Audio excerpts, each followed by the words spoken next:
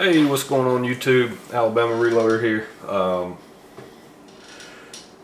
Let's see, gonna bring you an update on the 6mm Creedmoor. Now, of course, this is the exact same target. If you watch the Coyote load development, this last video that I just posted for that, this is the exact same target that I used. And so, what we're focusing on, we're not worried about those 5 shots right there. All we care about are 1, 2, 3, 4. 4 groups is what we're looking at. And I'll go over them, what they are, why we chose those 4 groups, because actually I'll show you if I pull it up here on my, let's see, on my laptop.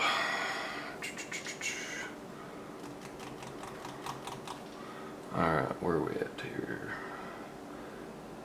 Alright. So, panning over. There we go. Alrighty. Let's see if we can get this thing to somewhat make sense. Lighting isn't the best here on the reloading bench, but it's all good. You can pretty much see the graph is the main thing. You don't really care what all the numbers are and stuff, because I'm about to tell you. But I got my coffee too, so I'm drinking that. So what we're looking at, this was the Saturday load test that I had performed for the 6mm Creedmoor. Of course, after the fact, I'd already loaded everything up in 3/10 of a grain increments, and then that's in a different video. And of course, I asked some people's opinion, or I just asked people to provide comments. What do you think? Should I have done 2/10 of a grain? And that was kind of the answers that I got was, yeah, you should have done 2/10 of a grain, you idiot. Well, it is what it is. Yeah, you know, you live and you learn. So, I'm thinking about going back and redoing this test with 2/10 jump instead of 3.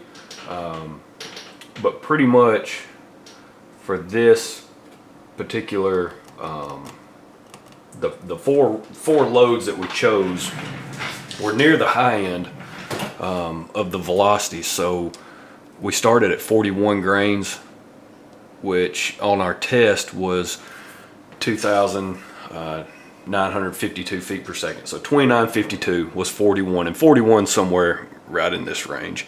41 grains is right there. So near the top end of what we saw on our test. And this goes all the way up to the recommended max charge weight of 41.6. This is with H4350. So shooting 108 grain Hornady ELD match bullet. So 41.6 was the max. And I chose 41 to start there because the next charge weight in our test was 41.3 grains. And there was only a 9 foot per second spread on that. So that's why I started at 41. I just wanted to explore that region. So these 2 charges here, those 2, there's only 9 feet per second difference. So that's what I went with. I went with 41, and for the test loads, I went with 41 grains, 41.1, 41.2, 41.3. So that way you guys know what in the heck we're looking at here. Guys and gals have to be accommodating to everyone, guys and gals. These are the groups that we are talking about, these 4. So started here at the top, 41. So basically it goes kind of 41, 41.1, 41.2, 41.3. And I'll tell you all the details. You might be able to read my chicken scratch handwriting, but I'll kind of explain what's going on here. So on the 41 grain load, the starting load, we had 1 flyer, which I won't say it's a common theme. On the other 2 loads, I don't necessarily call those a flyer. Now this one over here on 41.1, it might be a flyer. You got four shots that were, I measured those 4, it's like a 0.13 inch group. with 4 shots and you've got one that sticks out over here, that makes that a 1/2 inch group. But the first load measured right at 1 inch, 1.032 inches for the 5 shot group, and of course you got the 4 there and then the 1 flyer, so it is what it is. Turn that into a 1 inch group.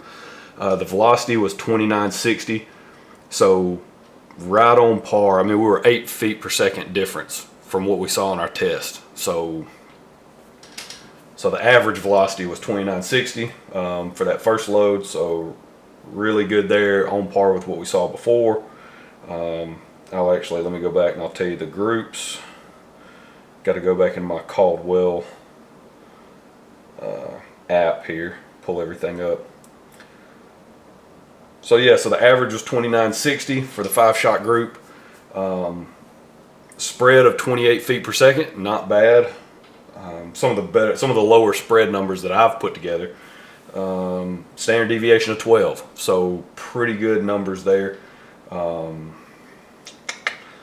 Moving right along, 41.1.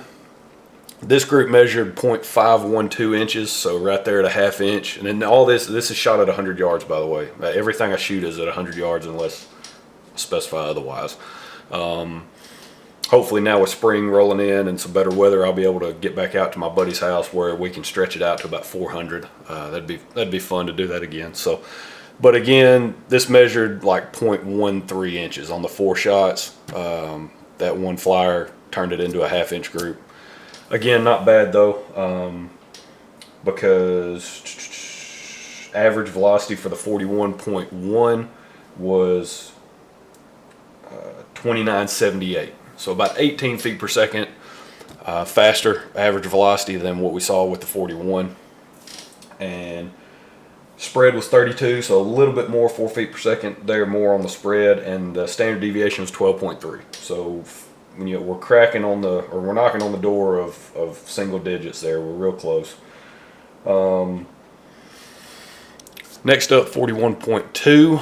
That measured 0.593 inches there for the 5 shots.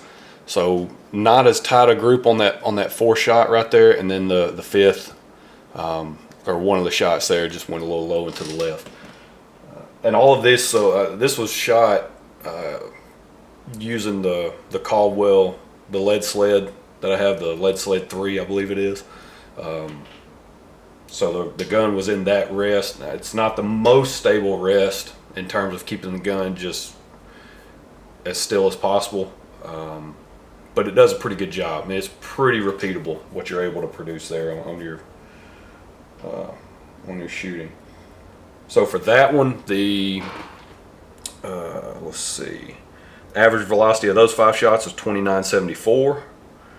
Extreme spread went even higher, 42, and then standard deviation of 16.6. So we kind of went the opposite direction on the 41.2 grain load.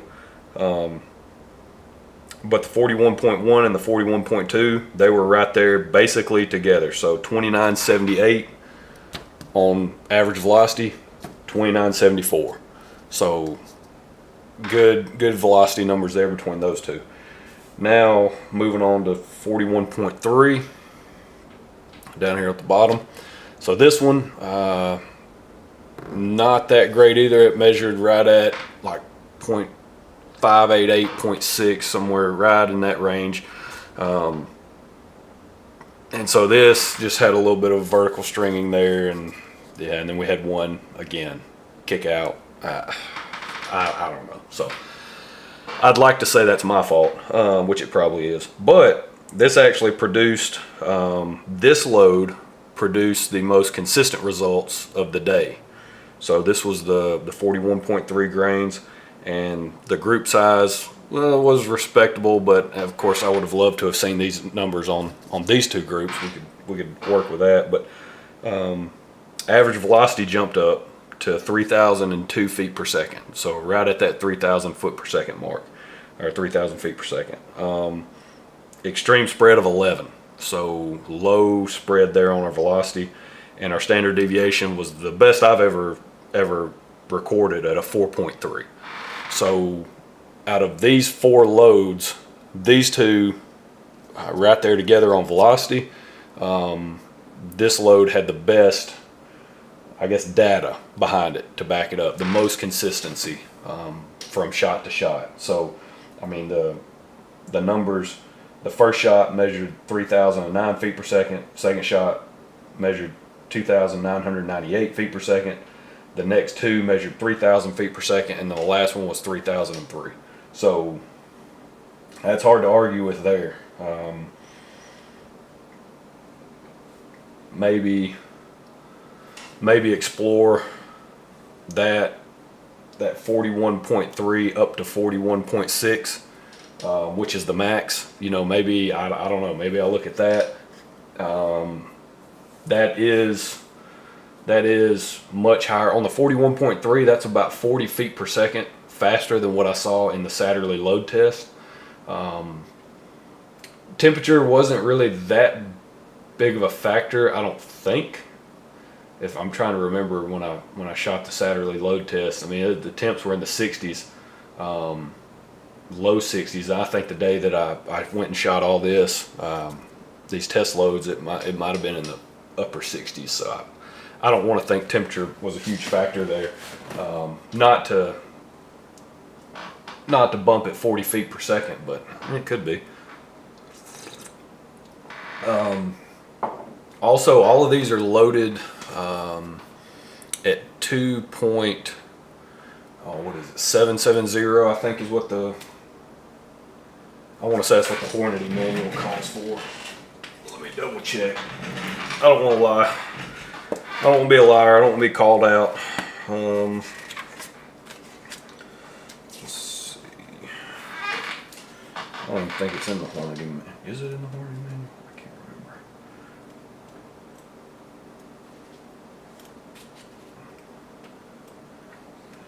I don't even think they have it in the manual yet.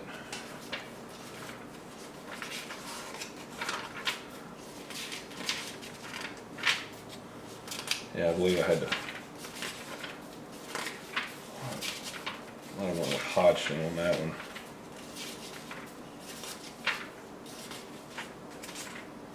Yeah, it's not in the Hornady manual yet. They're the 10th edition. It's not in there yet. So yeah, I think I pulled it from off online. I'm almost certain. But anyway, that's neither here nor there. I don't want to sit here and waste your time. But yeah, I believe it was 2.770 on the overall length. So what I'm probably gonna do, what I'll do, I think I'm just gonna, I don't know, I'm already working on pan back over here.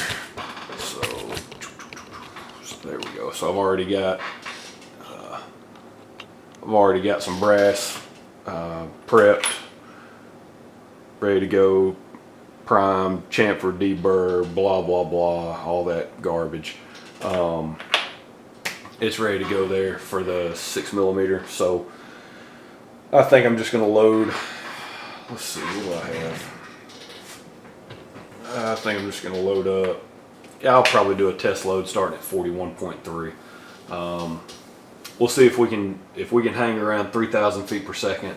In that 2,900 to 3,000 feet, I believe somebody commented on one of my videos that's, obviously that's what this cartridge is designed to perform well in that range. So we'll see if we can hover around 3,000 feet per second. Probably load, we'll start with 41.3 and work up to 41.6. We'll load those up, take them out.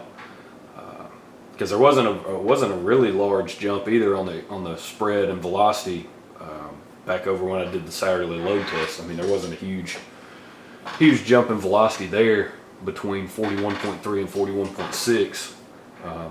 So I don't know. Maybe we'll get some pretty good standard deviation numbers and low extreme spreads on our velocity in that area. So that's it. That is the update. That's where we stand with the 6mm Creedmoor load development. So I'm gonna jump off here, get some more loading done, and I will catch you guys later. Make sure you go support Mr. Big Guns in Huntsville.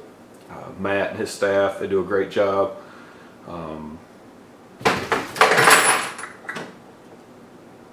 my cat's, my daughter's cat. I'll say that, not my cat. Daughter's cat somewhere running around over here breaking stuff. But yeah, they do a great job over at Mr. Big Guns in Huntsville. So check those guys out. Check out their website. I'll throw a link down in the description below. Yeah, let me know what you think. Let me know what you think about the groups. And that's about it. Yep. So y'all have a good one. Appreciate it.